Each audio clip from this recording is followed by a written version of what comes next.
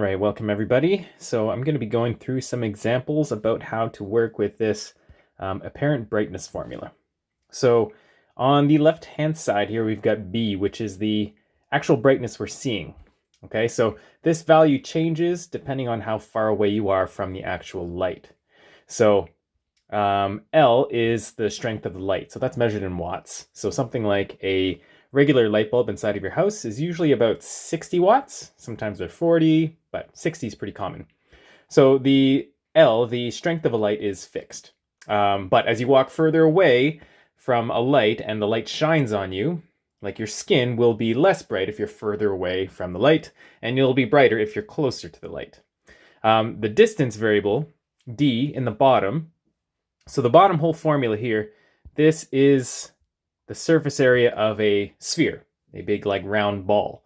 So the light is emitted in all directions, but the further away you go, there's that ball that is the light needs to be bigger in order to reach further away. So that same amount of brightness that is the light bulb is spread out really thin the further away you go. So it actually changes with the square of the distance. So the amount of brightness that you see, B, decreases quite quickly, and that's the formula that we're working with here. So there are three different ways we can be solving in this formula. The first way is that we could be solving for B itself, in which case we don't need to change the equation at all.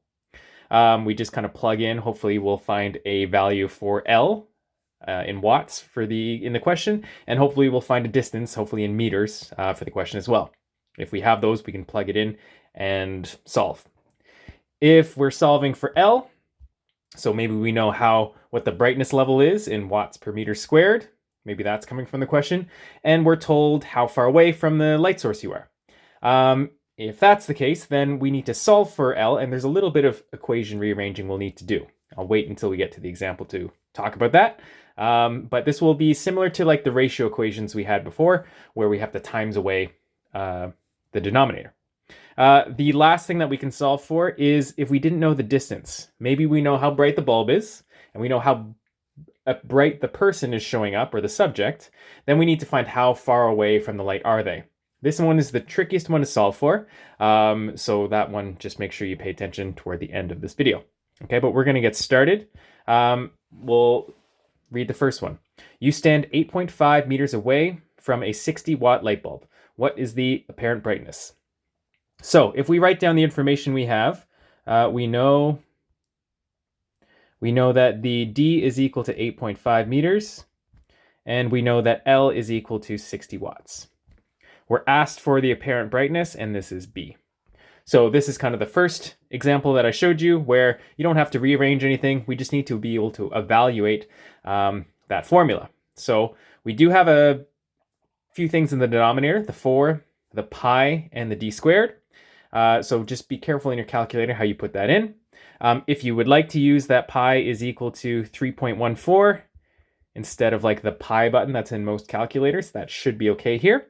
It won't matter what you do, but we're going to evaluate this. So we're going to say that B needs to be equal to L, which is 60 watts, divided by 4 times pi times d squared, and d is going to be 8.5 squared.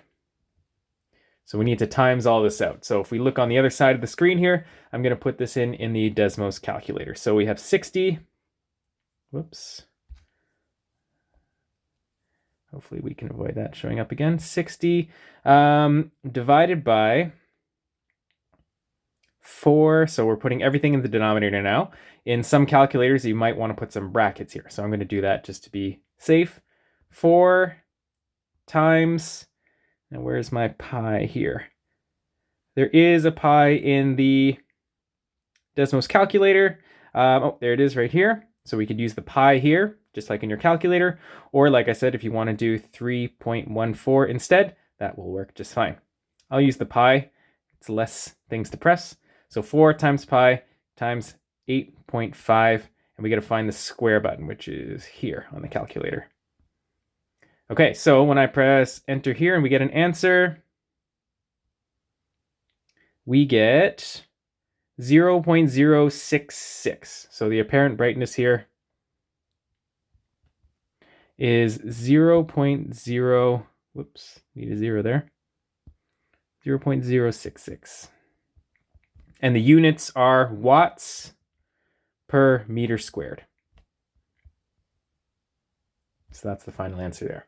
So the easiest kind of one you can solve for is when you're asked to find the apparent brightness, because the formula is already rearranged and solved for B. So these ones are the easiest one to do. Okay, and then we're going to go to an example where we solve for L. So we'll come back down here. I'm just going to write myself a copy of the formula again. B is equal to L divided by 4 times pi times d squared. Sometimes this formula uses an R, but what did I do here? Yeah, I used D. So the distance squared. So this question says, the apparent brightness 4.3 meters away from a source is 0.86 watts per meter squared. How many watts is the light source? So we'll again write down the things we know. So we know that the apparent brightness, we know that B is equal to 0.86. And you can use the units to help you understand which quantity you have. The units here are watts per meter squared. Apparent brightness is the only one that has those units. So, and similarly here, meters, 4.3, the only quantity that has those units is the distance. So we are given D is equal to 4.3 as well. So the thing we're trying to find, how many watts is the light source? That means we're looking for L is the thing we don't know. So we're going to plug these things in. So we're going to have 0.86 is going to be equal to L, which we don't know, and we're dividing by 4 times pi times 4.3 squared.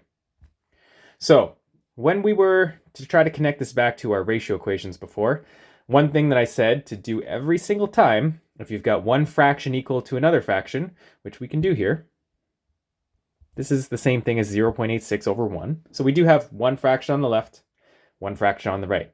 The main important thing I said to do is make sure the variable you need is solved for in the top, right? So currently, our L is in the top, which is great, actually. We don't need to rearrange things that way. But so when we solve for something when it's in the top, what we had to do was times the denominator away. So this whole thing here is a single number. So what you need to do is calculate that number, and then you're going to times basically both sides by that same 4 pi 4.3 squared.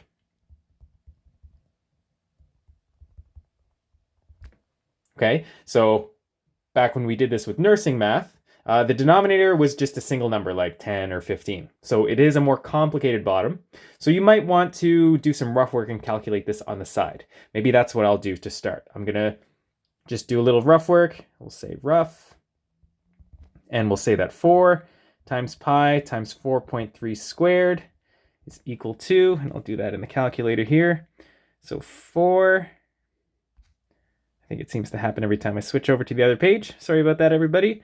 4 times pi times 4.3 squared equals 232.35. So there are some extra digits there, but I'm just taking maybe 2 decimal places. So really what we have now, if we come back here, is 0.86 is equal to L divided by 232.35. So this looks a lot more like what we would have had in nursing math, except the numbers are, uglier. They're decimals. But it's the same sort of thing now. If we want to solve for L, we need to times away the denominator. So times 232.35 on both sides. Because on the right side, we have 232 divided by 232, so those cancel out. So whatever this value is, times 0.86 is the amount of watts for the light source, how bright it is. So I'm going to come over here. We get our keyboard showing up again. 0.86. Oops, my point didn't register. 0.86 times 232.35 1.35. Press enter. So this should be 199.8 watts, which really, if we're talking about a light bulb, this is a 200 watt bulb that's in this question.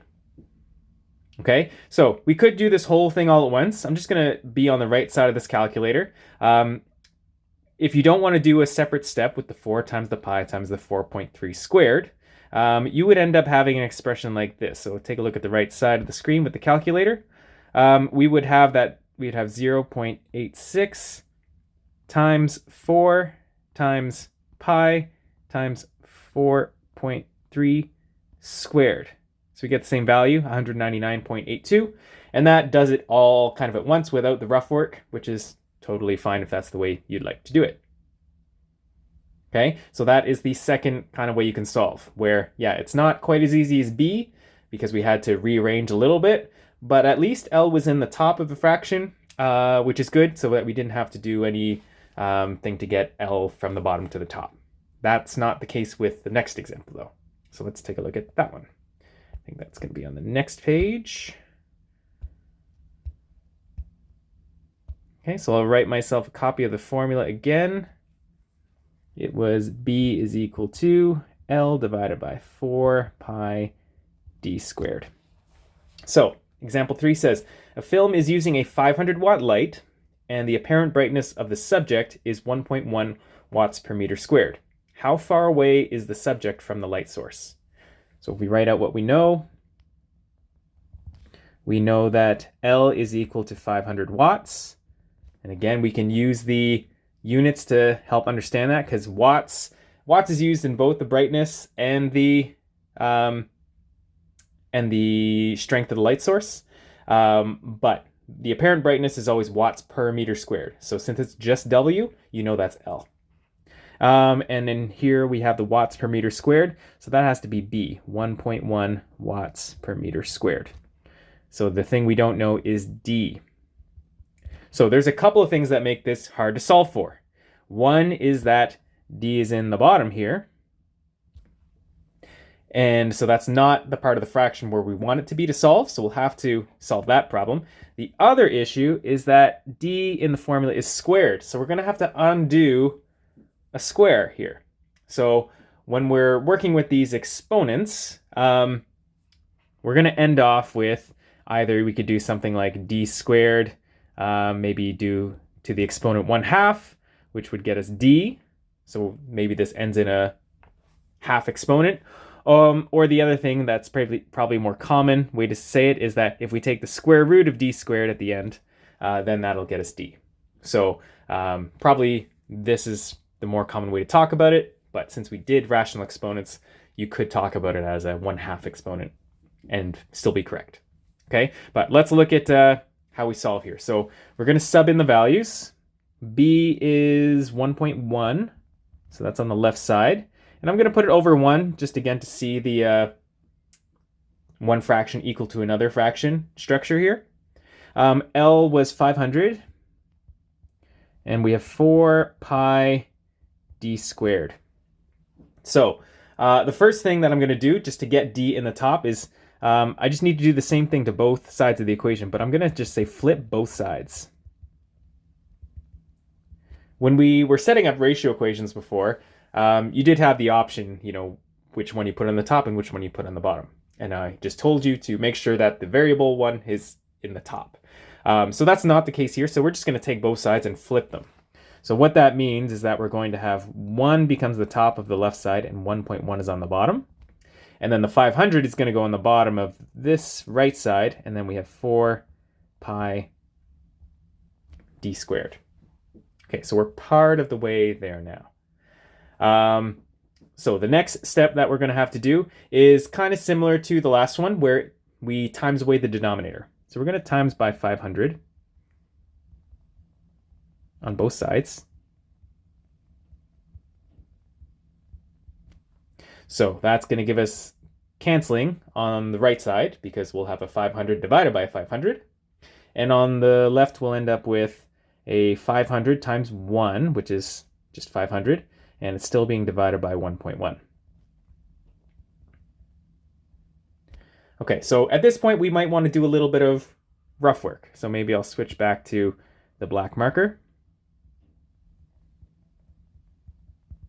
If I wanted to just do 500 divided by 1.1 to make things a little bit simpler here, we could do that. 500 divided by 1.1 is equal to 454.54. So we can update this here with just 454.54 is equal to 4 pi d squared. So now what we need to do, it's still the d squared that we're interested in, right? So we need to solve for that first, and then we know at the end we're going to square root it. So in order to get the d squared by itself, right now it's 4 pi times 2 big. So we have to do the same thing to both sides. I'm going to divide both sides by 4 pi. When it was the denominator, the 500 we were trying to get rid of, we times both sides by 400. Division is the opposite thing to timesing. So to get rid of timesing by 4 pi, we have to divide by 4 pi. So we get our cancellation here, which is what we want. So that leaves d squared on the right side. And now we can put in the calculator, what is 454.54 divided by 4 pi? So we'll see that on the right side here. 454.54 divided by, and since we have two things in the denominator here, I am going to use brackets because that usually is a good idea. You want to make sure that everything is being divided properly. If you don't use brackets, sometimes you might do something like divide by 4 and times by pi. It does depend on the calculator you have, so you just have to be careful about, how your calculator works. But if you use brackets, all calculators should behave the same way. So 4 times pi is in the denominator,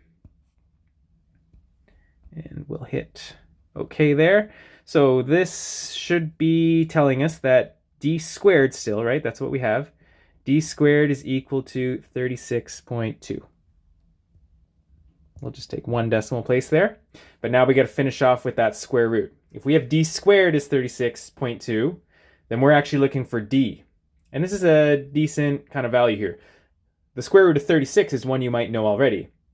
But we'll do it. So square root of 36 is 6, so we should get an answer close to 6. So I'm just going to draw one more arrow, and we'll just say square root.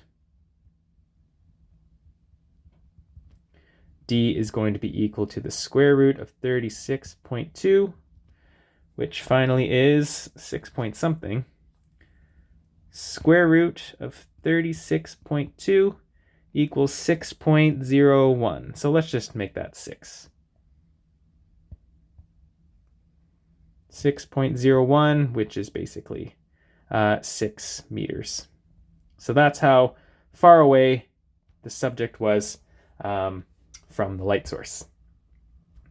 Okay, so this is definitely the hardest one, and I did kind of cue that here in the example. When you have to solve for d, it does have the most steps to it. So that means this probably requires the most practice. Okay, so at this point, if you're watching this on your own, maybe pause the video, take a look at the different steps, maybe write some notes to yourself, maybe prepare some questions that you might ask me next time you see me. But pause it now, otherwise I'll kind of go up to these 2 follow-ups that are just below just to finish off this video. Okay, the first follow-up. What distance should the subject be at to get 4 times the amount of apparent brightness? So if we have like old apparent brightness,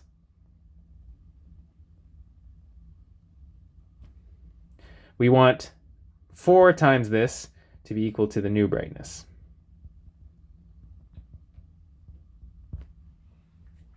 So this is using kind of that picture from class in that video where we looked at, there was a video where it showed kind of the area kind of expanding along like a sphere. And it said that if you start with one area like this, then when you go, if this is at 1 meters, then at 2 meters, you would end up with 4 of the same area. That's the inverse square property. So what we're saying is if we want the, so this would be like 1/4 brightness. Let me just annotate this. So this would be 1/4 brightness compared to original brightness.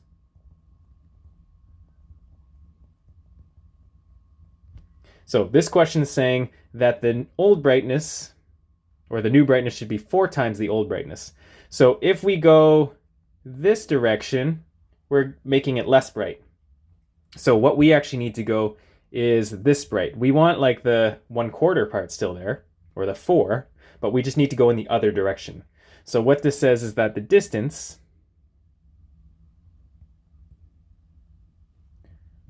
should be half. If a increase of 1 to 2, which is double, this way, if doubling the distance gives you 1/4 of the brightness, taking where you're currently at, if you half your distance, that'll get you 4 times the brightness. That's what this inverse square idea gets you. So our old, sorry, what's going on? Our old brightness was 6 meters, so that means we should have 6 divided by 2 is 3 meters, is what we're targeting here. Okay, so this is a bit more of like a communication style question, just like testing out this concept. Just so that you know if it ever came up on a quiz. Let's look at this last example here. What distance should the subject be at to get 0.5 times the amount of brightness? So if we're getting half brightness, let's take a look here. This one's probably better off doing it in class. I think this is enough information for just a video. So we will talk about this a little more later. But if we come back to the same diagram up above, this one just has a little bit more solving in there. So the numbers don't work out quite as nicely. So if this was again, the 1/4 brightness compared to the original brightness, if we wanted to find a spot in between here where it was just like 2, we would need to find out what is this distance. So if this was like, we're currently at 6 meters and doubling it would be 12. So that's when we would get 1/4 of the brightness. Somewhere in between here, it's not going to be 9. It's going to decrease maybe more quickly than that because it decreases faster. It should be probably something less than 9. We can solve for this using some more math, but I think just kind of understanding that there should be a spot where it's half brightness. Since it decreases more quickly than, linearly, then it'll happen maybe before 9. Maybe it's like 8 or 8.5. But we can solve for this one all together when we are there. So I think that's probably good for this video. So I hope that helps you solve some of the questions that are on the sheet you're getting today. Good luck, everybody.